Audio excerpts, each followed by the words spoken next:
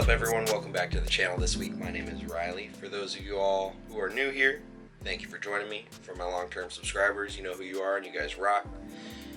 Welcome back, and nothing crazy this week. We're going to take a break for some eggs for now, but there's more coming. I figure we just have a mellow week. It's a mellow week, not too much going on. I figure I'd give it some updates. So let's do this.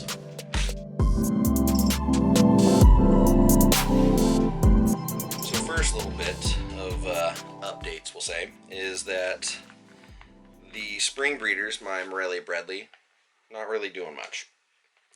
Now, if you remember, I've been cooling them. Wasn't sure if I could get them cool enough. They needed into the 50s. So anyway, went through all the rigmarole, cooling, planning, scheduling, all that good stuff, according to Nick and Lucas and everybody who's had success. And now we're at the point where they're warmed up. I've introduced food. The male has shed, waiting on the female to shed, but I'm not seeing the action that I'm seeing with other folks getting them around the country, so could still be a cooling thing. But in the off chance they did get cold enough and they just need a little motivation, Lucas was kind enough to send me Skulls Toxic. Not really, but it's a fresh shed. Like it's actually got some bedding and moisture in it. It's that fresh, and it's from one of his male Bredli. And the reason I didn't just use one from one of my males is because that's the only mature Bredli I have. None of the other males I have that are mature in season, so I didn't think it would be the same. So I had Lucas send me a fresh shed. And what we're going to do is we're going to break the seal on this. Oh! It smells fresh. And I'm going to put y'all down and I'm going to throw it in there real quick. Alright, so this cage is filthy, so I don't mind this nasty shed going in here. But this is him right up here. Hey, you. Smell the funk.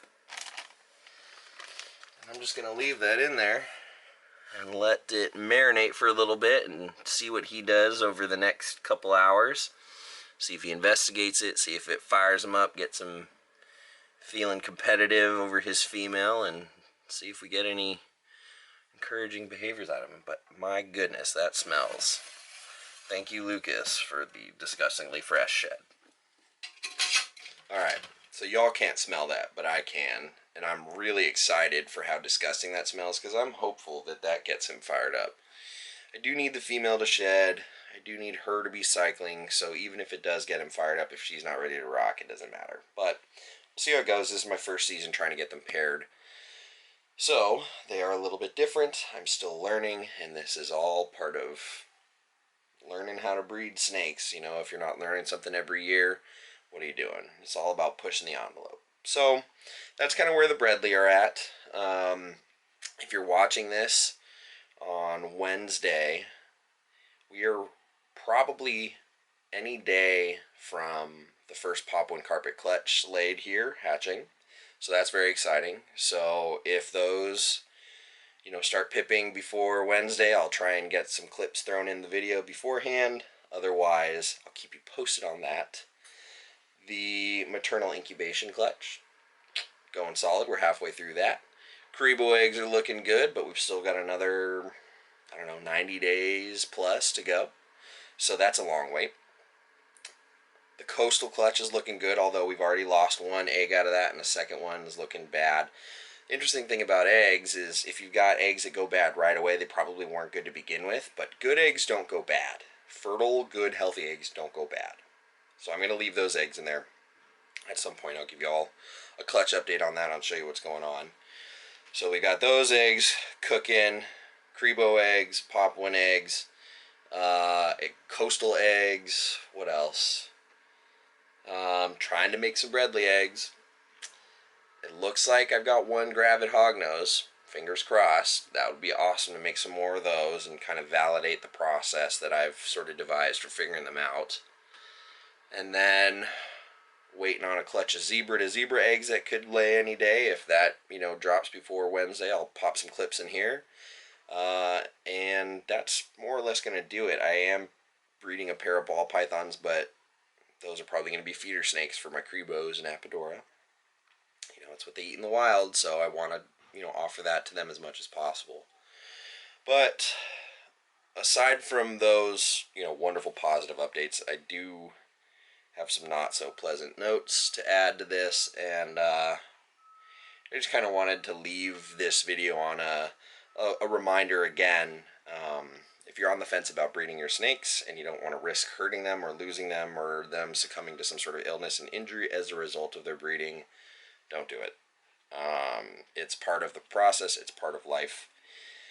And this being my 8th year breeding, it's been pretty smooth up until this season, and this will be the first year that I can say that I've had animals die or having to be euthanized as a result of breeding.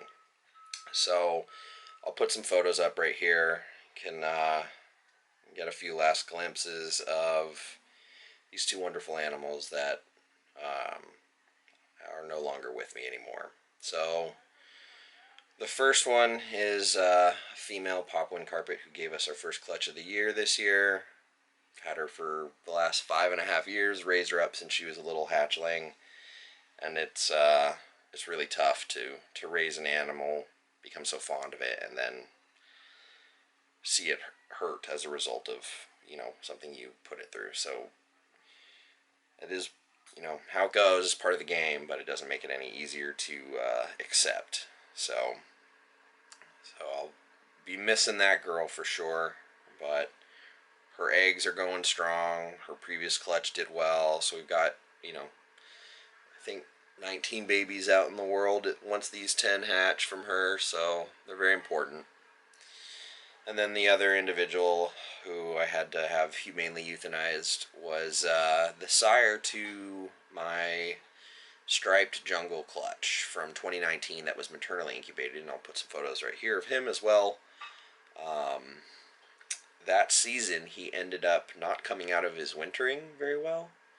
He was just too cold, too stuck in breeding, probably bred too much, I don't know, but never really came back up, never got back on food, and over the last 2.5 years has been a struggle to get healthy despite multiple vet trips, medical prescriptions, treatments, going off, going back on, trying different husbandry attributes, everything. I mean, I've literally tried everything with this guy. So, and the last month he's been taking a nosedive and it just was not good. So he ended up losing that battle. So unfortunately I lost 2 really wonderful animals this season. Now their offspring will be, carrying the torch, so to speak, and that's somewhat of a consolation, but it doesn't make it any easier. But that is, that is the world we live in, breeding snakes. So what that means, well, it means I'm just going to be a little more cautious every breeding season wherever I can, and just kind of enjoy the moments with these animals while we have them. So, but I didn't want to totally bum you out, so I figured I'd give you all the updates on some cool stuff, some breeding, keep you updated on what I'm learning with the Bredli, and just bring you along with my learning curve, because I'm sure some of you are raising Bredli up right now for that same trial. So I'm taking you along with me, and if I fail, hopefully you can learn from my mistakes and not make some of those on your own. So, but as I'm saying this, I'm realizing I really haven't pulled out a snake at all. And I don't like making reptile or snake videos without showing you any animals. So I did lie. I did say that I was going to leave you on that sad, somber update, but I do have a slightly better update to end on. It's not glamorous, it's not pretty, it's not flashy, and it doesn't involve a snake in a tub, but it's a cool milestone. So this might not look special and it might not look big because it's not, but one of the jungles that male sired in 2019 that I kept has been the shyest animal I've ever encountered, and up until a few weeks ago was still living in a little 6-quart baby tub. Anytime I would take her out and move her into something bigger, she'd go off food, freak out, high stress, the whole 9. So I just left her in her baby tub forever. Up until a few weeks ago, where I took the advice of Lori Torini, and she recommended taking the baby tub, putting it inside the larger tub I'd like to upgrade her into, and just letting her go at her own pace. Oh, you're so fun. She's very stressed. I don't know if you can hear that hissing. She's the shyest snake I own. But after about a week and a half of just leaving the little tub inside the bigger tub and just observing her, I noticed one, she started leaving signs of exploring the bigger tub. She would go to the bathroom in the bigger tub but sleep in the little tub. And after a little while, she got comfortable enough to leave the little tub. And now we have no little tub. Oh my. Oh my. We're grumpy. We're grumpy. Yeah. So this is my girl, Rhapsody. She was a maternally incubated striped jungle carpet. Amazing color, amazing stripes. But she's super, super shy. Hopefully that'll change with age. You're alright, Mama. But she's stunning. I love this animal. She's beautiful. I can't wait for her to gain some confidence, and this tub upgrade was the first step. So, like again, I said I would leave you on a somber note. I lied. Figure I'd show you that. I thought about it before and forgot about it, and now we're back. We're back. So, that's pretty much it that's going on. Hope you've been enjoying the videos this spring of all the eggs dropping and clutches being laid and projects ongoing. And hope it doesn't get too stale and monotonous. Hopefully this is a nice little break from all the eggs and Morelia madness.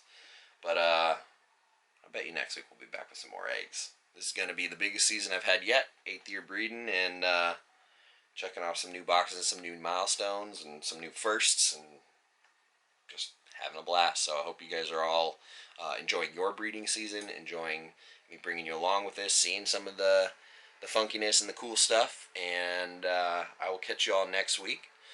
Don't forget to support USARK. Go become a member today. Don't forget to like, comment, subscribe, share this video, and support the channel, grow the channel. Don't forget to go check out my boys over at NPR, the NPR Network. Subscribe to their channel and go check out the myriad of podcasts we've got going over there. And catch y'all next week. Drop a comment if there's anything you particularly like to see. Otherwise, I'm just going to keep showing y'all eggs and babies and breeding and all the cool stuff that's happening in this reptile room. Because it's fun. Alright. On that note, now we're leaving. Deuces. Alright, and just when you thought you were done with me and my ramblings,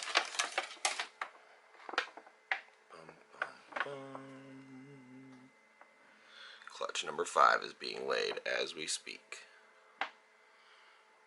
So we've got 3 eggs out currently. This is a zebra to zebra clutch, repeat from 2019. This is a Dawn Patterson female, bred by my male, produced by Stephen Katz of SBK Reptiles. So unfortunately, I gotta go to work.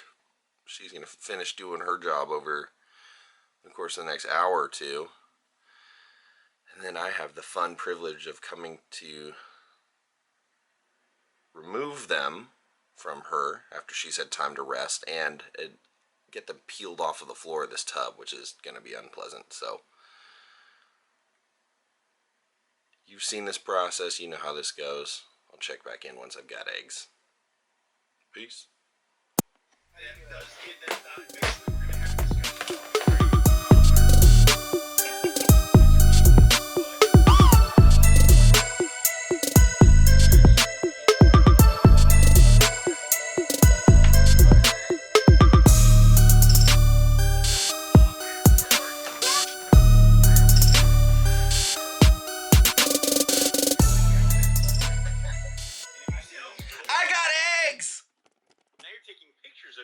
Will you focus on one thing?